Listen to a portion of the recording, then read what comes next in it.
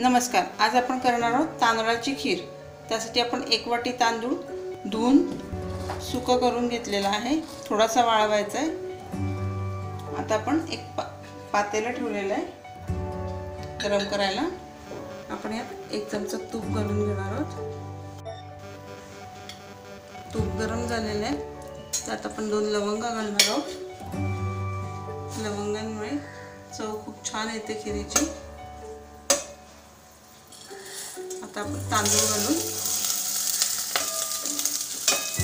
तांदूळ चांगला परतून घेणार आहोत तुपावर।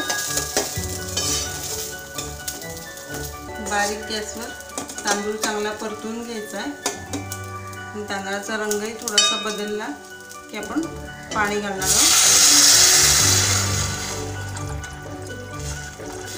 5 ते 7 मिनिटं तांदूळ शिजू द्यायचा आहे। तांदूळ शिजला गेलाय। आता आपण याच्यात खोबरं घालणार आहोत।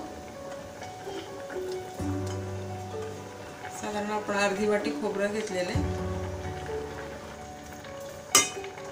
आता आपण चवीप्रमाणे गूळ घालणार आहोत।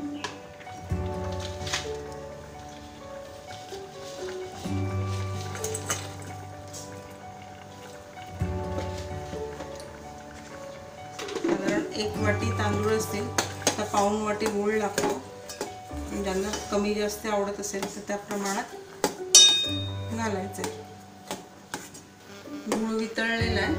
आता आपण याच्यात वेलची पावडर आणि ड्रायफ्रूट्स घालणार आहोत। मी इथे काजू बदाम घातलेले, आवडीप्रमाणे तुम्ही घालू शकता काही। आणि ही आपली खीर तयार आहे। ही कोकणात खीर उंदरगीला करतात गणपतीच्या दुसऱ्या दिवशी।